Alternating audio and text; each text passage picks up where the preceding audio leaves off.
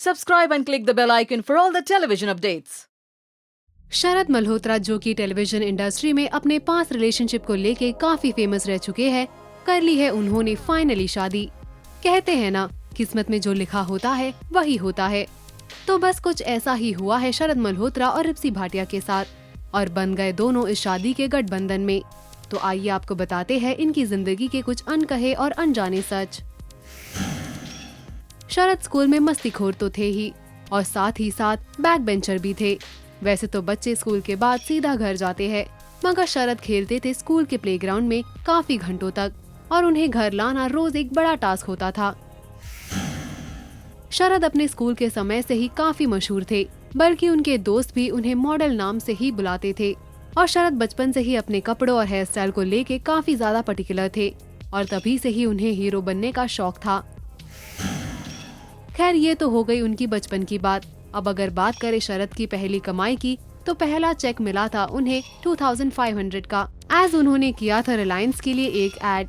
और वो चेक मिलते ही शरद ने थमा दिया था अपनी प्यारी मम्मी को। शरद ने टेलीविजन इंडस्ट्री में डेब्यू किया था बनूं मैं तेरी दुल्हन से और सभी को उसमें दिव्यांका त्रिपाठी और शरद की ऑन स्क्रीन जोड़ी बहुत ही ज्यादा पसंद आई थी। शरद और दिव्यांका की ऑन स्क्रीन केमिस्ट्री को ऑफ स्क्रीन में बदलते देर नहीं लगी और देखते ही देखते दोनों ने कर लिया एक दूसरे को डेट पूरे 9 साल के लिए। पर शायद उनकी किस्मत को कुछ और ही मंजूर था और उनका ये 9 साल का रिलेशन टूट गया और रह गई उनकी कहानी अधूरी हमेशा के लिए। दिव्यांका के साथ ब्रेकअप के बाद शरद ने डेट किया हॉट बेब पूजा बिष्ट को और सरप्राइजिंगली उनसे भी उनका ब्रेकअप हो गया, मगर इस बार ब्रेकअप की वजह थी उनकी बीवी रिप्सी भाटिया।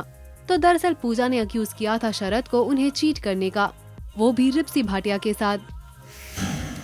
अब जब रिप्सी की बात आ ही गई है तो आपको बता दे, रिप्सी भाटिया दिल्ली की एक फैशन डिजाइनर है और उसके साथ साथ वो सर्व कर रही है as a founder of armour faith hope clothing company.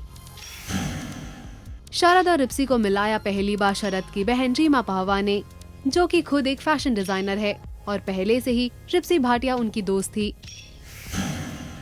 ताजुब की बात तो ये है कि शरद और रिप्सी एक दूसरे से मिलने के बाद उन्होंने 3 साल तक कोई कांटेक्ट नहीं रखा था। 3 साल के बाद अचानक मिले ये दोनों और कैजुअली एक दूसरे से बात करते करते ही दोनों को प्यार हो गया। दरअसल दोनों को शादी के ख्याल से ही काफी ज्यादा इनसिक्योरिटी थी, इसलिए शादी के नाम से दूर भागते थे। बस इसी बात ने उन दोनों को लाया करीब और दोनों ने फाइनली शादी कर ली। शरद और रिप्सी, जो कि शादी करना ही नहीं चाहते थे, असल में की एक दूसरे से एक ही दिन में 2 बार शादी, एक बार गुरुद्वारे में और दूसरी बार अग्नि के 7 फेरे लेके पूरी परिवार के आशीर्वाद से। तो आप सभी का क्या ख्याल है इस न्यूली मैरिड कपल के अननोन फैक्ट्स जानने के बाद? ये हमें कमेंट सेक्शन में बताना ना भूले और टेली मसाला को लाइक और सब्सक्राइब करें।